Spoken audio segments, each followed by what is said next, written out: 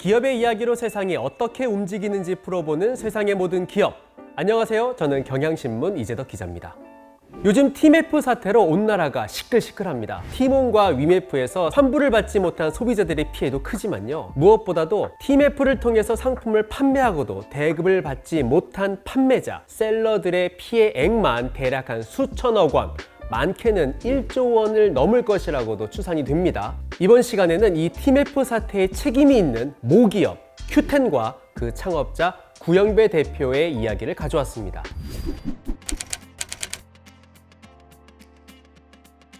혹시 우리나라 유니콘 1호 기업이 어딘지 아세요? 유니콘, 그러니까 기업 가치가 10억 달러, 우리 돈으로 1조 3천억 원 되는 그 이상인 신생 비상장 기업을 유니콘이라고 하는데요. 2014년에 국내 유니콘 1호 기업으로 선정된 곳이 바로 쿠팡이었습니다. 쿠팡은 로켓 배송에 손정희의 비전펀드 투자도 받았고요. 나스닥에도 상장해서 지금은 국내 이커머스 1위 업체로 올라섰죠. 작년부터는 처음으로 흑자를 기록하기 시작했고요. 그럼 2호는 어딜까요? 바로 2015년에 선정된 옐로우 모바일이라는 기업입니다. 지금은 사실상 공중분해된 기업이에요. 그런데 한때 기업 가치가 4조 5천억 원까지 평가를 받았습니다. 옐로우 모바일, 대체 이게 어떤 기업이냐? 국내 스타트업 140여 개를 거느렸던 그룹이에요. 링티. 이 링티로 유명한 퓨처스트림 네트워크스가 한때 옐로우 모바일 소속이었습니다. 한때 굉장히 유망하다고 평가받았던 그 스타트업들, 성장세는 떨어지고 적자는 이어지고, 그런데 투자는 받지 못하고, 이들 스타트업 앞에 자본금이 고작 5천만 원밖에 안 되는 옐로우 모바일이라는 기업이 나타난 겁니다. 그리고 나서 그 사장님들한테 이렇게 얘기해요. 사장님들, 혼자서 지금 투자금 받기 쉽지 않잖아요.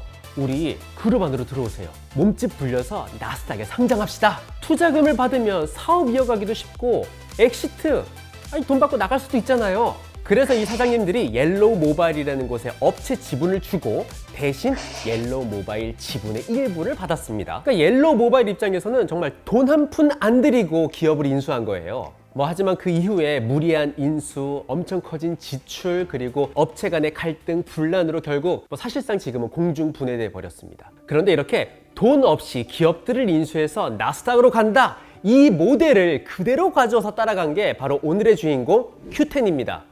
큐텐은 싱가포르에 본사를 둔 온라인 쇼핑몰이지만요. 이 큐텐을 만든 설립자가 누구냐? 우리나라에서 인터파크의 사내 벤처로 시작해서 이커머스 시장 1위까지 꿰찬 그 G마켓, 그 G마켓의 설립자인 구영배 대표가 싱가포르에 가서 창업한 회사예요. G마켓의 대표지만 인터파크에서는 직원이었던 그 구영배 대표가 2006년에 G마켓을 나스닥에 상장시키고 2009년에는 이 G마켓을 미국 이베이에 팔았죠. 구영배 대표는 한국에서 사실상 월급쟁이 사장 생활을 청산하고 싱가포르로 넘어갑니다. 싱가포르에서 이베이와 손을 잡고 아시아 시장을 겨냥한 오픈마켓 큐텐을 설립한 거죠. 그게 바로 2010년의 일입니다. 큐텐은 싱가포르, 일본, 인도네시아, 말레이시아, 중국 같은 곳에서 사업을 벌였어요. 그런데 그나마 잘 되는 곳이 싱가포르와 일본이었습니다. 특히 한국 셀러들이 이 큐텐에 입점해서 한국 화장품이라든지 한국 의류를 판매하는데, 그러다 보니까 구매력이 어느 정도 있는 싱가포르가 일본을 중심으로 성장을 했던 거죠. 그러다가 2018년에 이베이와의 합작이 끝나게 되고요. 이베이는 일본 사업만 떼서 가져가게 됩니다. 그리고 나머지 사업은 다 구영배 대표가 맡게 되죠.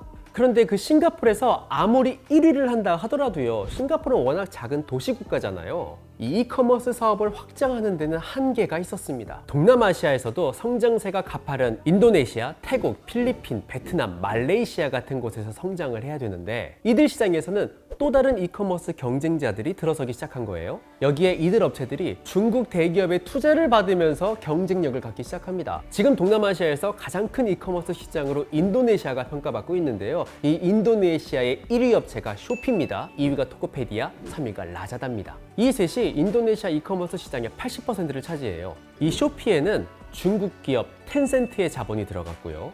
토코페디아는 올해 중국의 바이트댄스, 그러니까 틱톡이 인수했습니다. 라자다 역시 중국 최대의 전자상거래 업체인 알리바바의 자회사예요. 플랫폼 사업은 한동안 적자를 유지할 수밖에 없는데요. 다른 플랫폼 사업자와 고객을 두고 경쟁을 해야 되니까 프로모션을 해야 될 수밖에 없고요. 과하게 제사를 깎는 할인 판매도 시작할 수밖에 없습니다. 그러다 보니까 적자는 당연한 거죠. 그러면서도 영향력은 계속 넓혀가야 되거든요. 그렇다 보니까 이 플랫폼 사업에는 계속 투자금이 유입돼야 됩니다. 예컨대 알리바바가 라자다에 투입한 금액만 보면은요, 2016년부터 올해 초까지 10조 원에 넘는 금액을 투자했어요. 이 금액이 어느 정도냐? 쿠팡이 손정희의 비전 펀드로부터 투자받은 금액이 3조 원 정도입니다. 그러니까 알리바바는 이 쿠팡에 투입된 것보다 3배가 넘는 금액을 투자한 거죠. 이런 업체들이 서로 치고받고 하는 상황인 거예요. 얼마나 치열한지 아시겠죠? 이 조그만 싱가포르 이 안에서는 1등이라고 자부했던 큐텐마저도요, 이제는 이 싱가포르에서 쇼피하고 라자다와 경쟁하는 중입니다. 큐텐이 지금 적자를 내고 있더라도 성장세가 가파르면 그 미래 가치를 보고 나스닥 성장도 가능할 텐데, 그렇게 해서 투자금을 갖고 오고 싶은데 이 작은 싱가포르 기반의 큐텐으로는 이거 안 될 것 같아. 그래서 생각해낸 게 이 큐텐 말고 큐텐의 물류자회사 큐익스프레스를 나스닥에 상장시키는 걸 목표로 하기 시작했습니다. 이 큐익스프레스가 2011년에 만들어졌거든요. 원래 이름은 유라시아 익스프레스였어요. 그러니까 유라시아 대륙 전 세계를 상대로 물류 사업을 해서 성장하겠다, 이런 생각이었던 거죠. 예를 들어 큐텐 싱가포르에 한국 셀러들이 입점했다고 생각해 보세요. 그러면 한국과 싱가포르를 왔다 갔다 하면서 물류를 운송해야 되잖아요. 이런 사업에 큐익스프레스가 들어가는 거죠. 그런데 큐텐 그룹 그 안에서 쇼핑몰 자회사의 개수가 늘어나면 늘어날수록 이들 자회사의 물류를 그대로 큐익스프레스가 가져가겠죠. 그러면서 큐익스프레스의 매출과 이익으로 잡히게 됩니다. 그럼 이들 자회사를 인수를 해야 되는데 내가 돈이 없네? 그럼 이걸 어떻게 인수를 하지? 그래서 나온 게 바로 옐로우 모바일 방식이죠. 바로 지분 교환 방식입니다. 돈 한 푼 안 드는 지분 교환 방식으로 자회사들을 인수해서 몸집을 불려가기 시작한 거죠. 큐텐의 첫 타겟은요, 우리나라 티메프가 아니라 인도 회사였습니다. 한때 인도에서 아주 핫한 유니콘으로 평가받던 샵클루스라는 회사였어요. 다른 인도의 이커머스 업체들이 인도에서 돈을 잘 버는 대도시 소비자들을 타겟으로 해서 물건을 팔았다면, 이 샵클루스는 인도의 작은 도시, 하지만 인구는 굉장히 많은 이런 소비자들을 대상으로 아주 물건들을 싸게 판매해서 성공을 했죠. 2016년에 평가받았던 그 기업 가치가 무려 11억 달러였어요. 우리 돈으로 1조 5천억 원. 그래서 이때는 샵크루스가 투자도 많이 받았어요. 그런데 그 다음부터 추락하기 시작합니다. 샵크루스의 경쟁사들도 3선, 4선 도시에 뛰어들기 시작했거든요. 특히 이 경쟁사 중에 한 곳을 미국의 월마트가 우리 돈으로 22조 원을 주고 인수를 했습니다. 그러니 이 작은 샵클루스라는 업체가 어떻게 경쟁을 할 수 있겠습니까? 결국 한때 그 11억 달러까지 평가받았던 그 가치가 4년 만에 폭락을 했고요.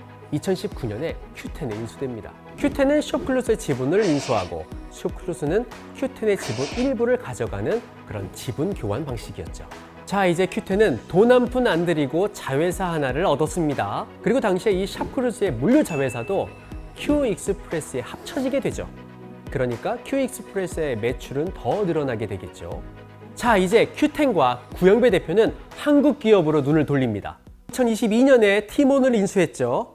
그리고 2023년에 야놀자로부터 인터파크의 쇼핑 도서 부문을 인수하죠. 위메프까지 인수합니다. 티몬과 위메프는 역시나 인도의 샵크루스를 인수했던 방식 그대로 돈 한 푼 들이지도 않고 지분 교환 방식으로 인수를 하는데 성공을 했고요. 인터파크 쇼핑 도서 부문은 돈을 들이긴 했어요. 하지만 인수대금을 아직 절반도 주지 않았어요. 그래서 큐텐의 기업 정보를 보면 굉장히 재미있는 부분들이 있습니다. 일단 큐텐의 주주들이 굉장히 많아요. 왜냐? 지분 교환 방식으로 다 인수를 했으니까 그 사람들이 전부 다 큐텐의 주주로 들어와 있는 거죠. 이 큐텐 인수의 정점을 찍은 게 바로 올해 큐텐의 위시 인수입니다.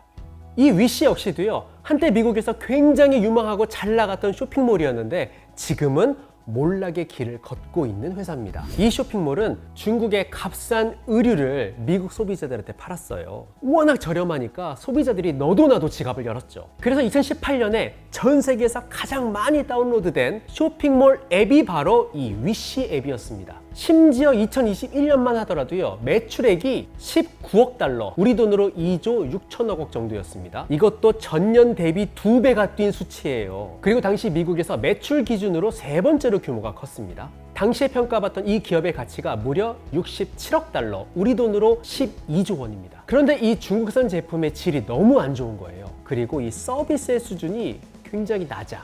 그리고 지금은 오히려 테무가 똑같은 전략을 쓰잖아요. 그러면서도 테무에서 산 중국산 제품의 질은 훨씬 더 좋고 환불은 훨씬 더 쉽고, 미국 소비자들이 이 위시에서 테무 혹은 쉬인으로 빠져나가기 시작한 거죠. 자, 이렇게 한때 12조 원까지 평가받았던 이 위시 기업 가치가 추락을 하면서요, Q10이 이 위시도 우리 돈으로 2,300억 원에 인수합니다. 한때 21조에서 무려 50분의 1 토막이 난 거죠. 그런데 이 위시에는 실제 돈이 들어갔습니다. 아니, 돈이 부족한 Q10이 이 돈이 어디서 나와? 심지어 인터파크 쇼핑 그 인수자금도 다 안 냈다면서. 너 무슨 돈으로 이 위시 인수했니? 그래서 지난달 말에 국회 정무위원회에서 Q10의 구연배 대표를 불러서 물어봤습니다. 도대체 이 위시 인수자금을 어디서 구했냐고? 그랬더니 구연배 대표 말이 참 가관이었죠. 위메프와 티몬이 판매자들한테 줘야 될 판매 대금이 이 위시 인수의 일부 들어갔다고요. 자, 구연배 대표의 말이 그 돈은 절차에 따라 빌려서 모두 상환을 이미 했다 라고는 하지만 다음 달에 들어올 대금으로 돌려막기를 한 거 아니냐. 현금이 워낙 부족하다 보니까 상품권을 대량 할인 판매해서 들어온 돈으로 급한 거 다 막았던 거 아니냐. 많은 사람들이 이런 합리적인 의심을 하고 있고 검찰도 이걸 지금 들여다보고 있습니다. 지금 티몬과 위메프가 셀러, 판매자들한테 줘야 될 그 판매 대금이 많게는 1조 원까지 추산이 되거든요. 그럼 그 돈을 어떻게 마련할 거냐? 제가 갖고 있는 거 모든 거 다 내놓겠습니다. 지금 구영배는 자신의 지분을 매각해서라도 이걸 충당하겠다라고 말은 하는데요. 뭐 그 돈, 지분을 다 팔은다고 한들 돈은 굉장히 부족한 상황이고요. 심지어 국회 정무위원회 구대표가 나와서 한 말들을 보면 우리가 최대한 동원할 수 있는 자금, 그건 800억인데 그런데 이것도 당장 정산에 모두 쓸 수는 없다라고 얘기를 하고 있습니다. 결국 무슨 얘기냐? 그룹 내에서는 이 문제를 해결할 수 없으니 결국 외부 자금을 끌어와야 한다는 얘기죠. 그런데 어느 투자자가 경쟁에서 패배한 기업들한테 자금을 수혈하려고 하겠어요? 더군다나 고객 돈까지 끌어다 쓴 기업에 과연 투자하려고 할까요? 저는 이렇게 적자 기업들을 인수하면서 나스닥 상장을 목표로 했던 이 Q10의 모습에서 예전 옐로우 모바일의 모습이 아른거리는데요. 오히려 시장에서 진작 퇴출되지 않은 것이 더 이상할 정도입니다. 무엇보다 플랫폼 사업의 핵심이 셀러, 판매자들입니다. 그런데 그들이 피해를 떠안고 생계를 위협받는 상황이 처한 거거든요. 피해를 최소화하기 위해서는 외부에서 자금을 끌어오는 수밖에 없습니다. 지금으로서는요. 이것만이 방법으로 보이는데 뾰족한 수가 보이지 않거든요. 그래서 더 대책이 잘 보이지 않아서 굉장히 마음이 무겁고 안타까울 따름입니다. 저희도 이 상황이 어떤 방식으로 진행될지 계속 지켜보겠습니다. 저희는 다음에도 이슈가 되는 기업 하나를 콕 집어서 가져오겠습니다. 감사합니다. 이재덕 기자였습니다.